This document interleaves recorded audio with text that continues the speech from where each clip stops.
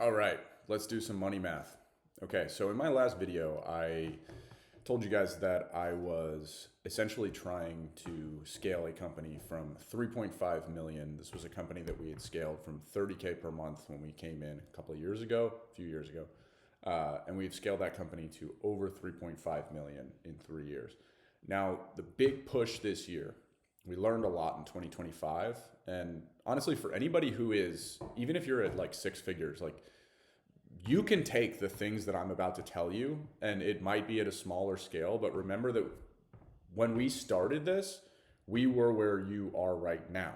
Okay. So if you're watching this, you're going, I can't relate to 3 million. I can't relate to 10 million. Listen, I work on companies that are small all the time and scale the absolute heck out of them.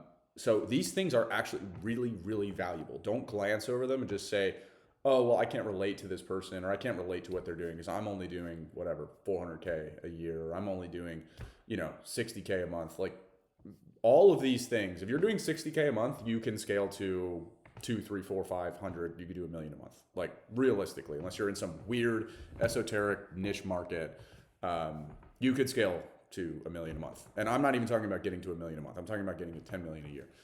All right, so let's dive in. And so this is basically at a high level how I model out what we need to do to get to our target for the next year. And I do this every single year. And this is somewhat theoretical, but it's a very helpful exercise. And a lot of CEOs don't take the time to do this. So this is what every CEO should do, but most never do. Okay, so if you are a young person who's building, you're an existing CEO and you want to scale, whether that, it doesn't matter what business you're in, I can scale anything. This is an exercise you should go through to reverse engineer what the inputs need to look like in order for you to achieve said outcome. Okay. In this case, the outcome is cracking 10 million a year. All right. And so what I'm going to do and what we learned in 2025 and what you need to think about, I mentioned this a little bit in the last video, is you need to think about what works in your business. What are the primary drivers? And then what are the constraints? Okay. So number one, identify the primary drivers, meaning where does your money come from, right? Is it through sales? Do you have like a kick-ass sales team? Are you running webinars? Are those webinars to your warm audience? Are they to cold? Are they a blend? What is your webinar strategy, right? What have you found to be effective? You can ask the same questions with every single one of these key drivers, okay? And then the next question is, what is the current constraint to scaling that thing? And I'll get into some of the constraints that we have in a little bit. But these are the primary things that you want to think about within the context of how do I reverse engineer the outcome, okay? So I'm gonna, let's see, I made this all dark. Let's unblock this. Okay, how do I do that? Reset, cool. All right, so a big one for us, we do this every year, is product launches. Now, we launched one product in 2025.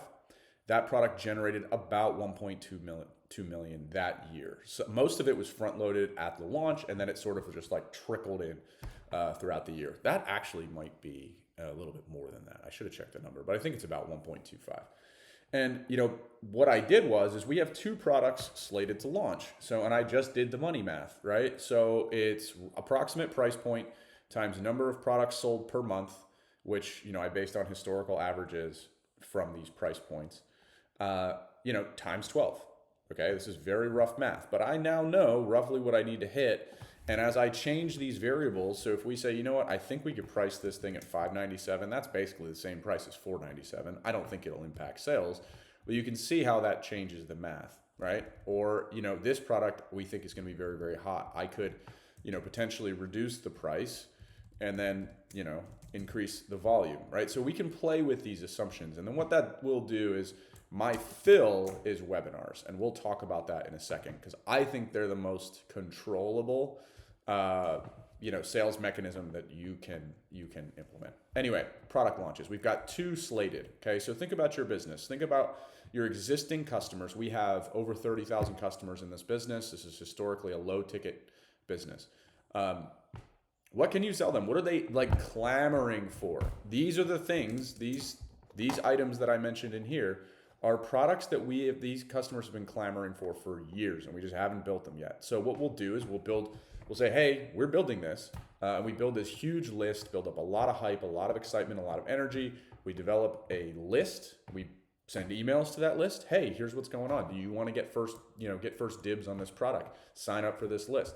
Here's what's going on. XYZ is completed. Pretty soon, we're going to be allowing beta testers to go in. You just continue to get people excited about a product. And ultimately, it will fly off the shelf, right? If you have good product, you have a good audience, they trust you, they know you produce really high quality stuff, and you can nurture them well enough, launch more stuff to your existing audience. Just sell more stuff to your existing people, right? They'll buy it. Like there's a segment of your audience, I don't care how big or small your business is, that will buy anything that you put out there. You could shit on a plate and they'll buy it. Don't do that. I'm not saying do that. Definitely don't do that. Don't produce bad products. You always want to produce the absolute best product, which is how you gain the trust to be able to sell them more stuff later. Okay, so don't burn all of your credibility and your reputation on just trying to make a couple bucks. Never, ever, ever, ever, ever do that. Never be short-sighted. We're playing the long game here, which I will get to. So I think this, based on percentages, I think that's probably fair. And that's just new products, okay? Next, I'm actually gonna skip webinars, so let's do this. Let's black it out so you can't see it. Okay, sales team. So right now we have one salesperson. He does about 55K a month on average in sales. I think he's good, but not great. I'm in process of adding another sales guy. But basically I just doubled it. So if I can get a new sales guy to produce the same amount, both of these guys cranking, I think that's about what we can produce. I could probably scale this to 3 people, given we are now launching a high ticket offer that's priced between 4 and 6K, which we've never had before. So we'll see, but let's just leave it at 2 for now. That person should be hired by the end of the month. So also I'm taking action on the items that you see here, right? So back to products. These products are currently in development. We're negotiating a partnership deal on one of these products. We're co-developing the second one with, what we would consider an industry expert, and we're going to do a rev share with them on that. So that's actually another cool way to develop products, is to partner with people, have them build it, and then you launch it to your audience. That's a sweet little hack that we do all the time, and it works really, really well. But sales team, this is an area where this company historically has not been great. And that falls under me, I would say. I think, this year I've really tried to be a better sales leader. I'm not historically a salesperson. So if you're if you're somebody who's like, I don't know how to do sales, well, listen, learn, right? Learn how to manage sales. There's a lot of resources out there. It's one of the most valuable skills that you can invest in. And it's something that I continue to try to get better and better and better at. Now, I'm not on the one doing calls, but I am the one, kind of coaching the team and working with them and doing sales calls review with them and making sure that they feel like they have what they need, and then providing them feedback and incentives and structure where I think they need it. So I think, his performance should improve this year. We also have a higher ticket product for them to sell. So I think this is probably relatively conservative. 55, we can do some quick math. So 55 deals for 55,000, excuse me, an AOV of 2,500 is, that's 22 deals a month divided by 4. That's 5 deals a week. So that's 1 a day, right? At that AOV. I think that's pretty decent. And they're going to pick up onesie twosies. So most of what he's been selling at 55K a month, his AOV is under $1,000. So he'll still pick up those sales, but we're actually going to be able to add a higher ticket offer. So he should, in theory, it should all go up. And our new salesperson, I'm making sure, is an absolute monster. Email.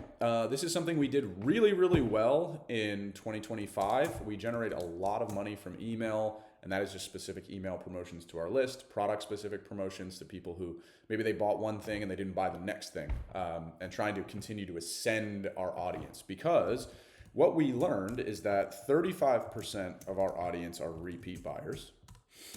And when those people who are, single buyers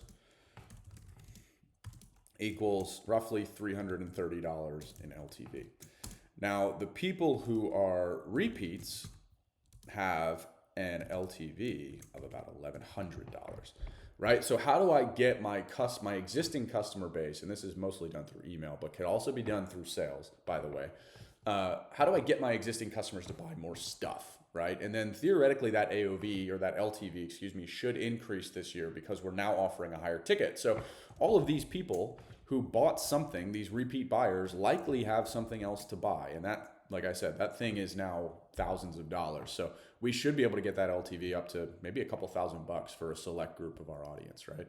So all right,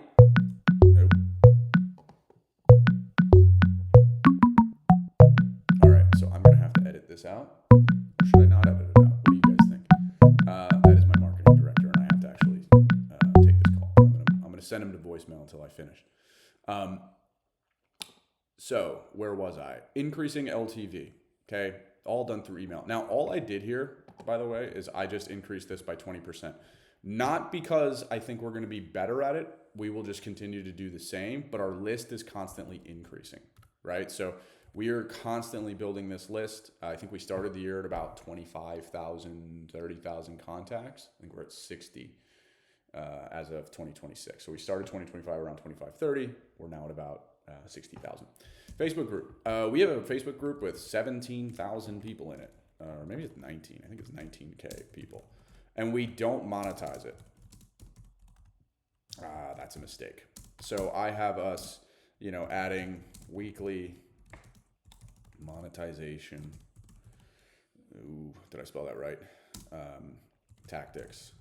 So CEO goes on there, sends to sales page for book a call. Okay, so every week the CEO goes live in this group, and we're dumping enormous amounts of value into this group, and the idea here is to build trust and then go for the ask. And there's a select group of people who will take us up on that. So what did I do? I did 4 sales per month at $3,000, and again, you can mess with these numbers times 12. I think we could do way more out of that. All right. So this is like all the other stuff. Now there's organic in here, people who just find us, through a review or through YouTube or whatever, Google, like that kind of thing. And they buy, but and honestly, I could be better, but we don't do a good enough job of tracking that. So what does this tell me, right? This tells me that, if I add this up, if I ignore webinars for a second, that gets me to, oh my gosh, it's 3 million something, right? This, this, 3.5 million. That gets me roughly to where I was this year, assuming all of these things are true. So I can match this year just by doing a little bit more of what we're already doing, completely ignoring webinars. Now, let's talk about webinars. So I'm going to black out all of this. Okay, because I don't want you to be distracted. Okay, and then let's talk webbies. All right, so we'll remove this and we'll remove this. Okay, so this is not all of our data. This is the data on 10 webinars. Okay, so I'm going to go through this. Total sales, almost 700K over 10 webinars. That's sales per webinar of 68,000, ad spend of 273. Average spend per webinar, total registrants, average cost per registrant, total shows, show rate. By the way, this is an area where we are really improving. Our target is 30%, right? So that will undoubtedly, and we did this the past 2 webinars, we made a bunch of changes, and I can maybe do some tactics on how to optimize your webinar show rate. Cost per show, total conversions, conversion rate. This is an area where, could be better, but also we're increasing AOV. So conversion rate may go down, but revenue may go up. Anyway, global ROAS is okay. It's not great. We've had several webinars that just didn't perform that well. We've always made money, by the way. So that's something I think for anybody here who's afraid to, run webinars because you're spending money to get people into something and you don't know if it's going to be profitable, just roll the dice, right? I've never had a webinar where we've lost money. Not one time, at least in this company. I've had it happen on another company. But I would say it's the exception, not the rule. Worst case, I think we did a 1.2x ROAS in our worst webinar ever on this business. And we screwed up everything, right? Our show rate was awful. I think our show rate was 12%. And good luck making money on a 12% show, right? It's really, really hard. And here's our AOV, okay? So this is like, these are real deal stats. And basically what I did here, and this is the no change number, okay? So I'm gonna highlight this. If I just ran 48 webinars, right? We only did 10, and my performance was this, which I think we can improve, right? I will make $3.3 million this year if I just do more of what I was already doing, okay? That gets me to 5.6 million. Okay, so if I do this properly, right, I can increase growth, right, I can grow this business by 60% this year. That is like absolute baseline. We shit the bed. I think I can do 5.6 million this year. Okay, this is like exactly how I'm going to grow this business. Now, let's run the math on what needs to be true, right? My webinar or my backfill, right? So that 3.5 million, all I did to figure this number out, this 6.4 is, okay, what would have to be true for me to backfill webinars, assuming I can match all the numbers that were in here, right? Sales team, email, new product launches, Facebook, not even including organic, right? What would I need to do? What would have to be true? Okay, we're going to run 48 webinars. I'm going to assume the exact same ROAS, right? What I will learn, and this should not be blue, it should be black, is that, and that should be blue, silly. Okay, I have to make 134,000 per webinar. Now that's double, basically, you'll see, what I did this year. But you'll also see that my spend per webinar is much higher, right? So 53,000 versus 27.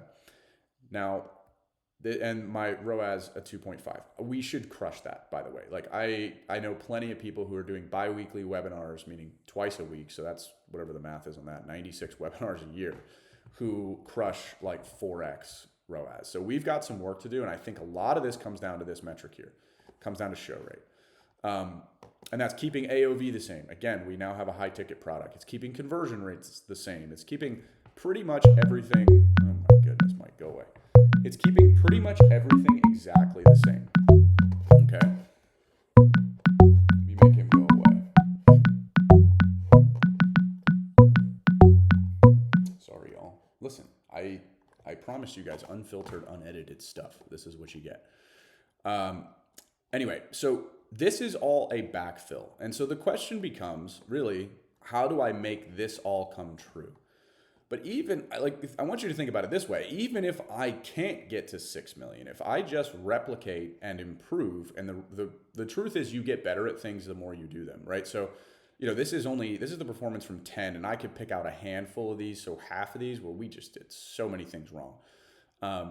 We will ultimately get better. Now, does the mechanism itself end up degrading over time? I don't know, right? Does our ROAS erode? Maybe.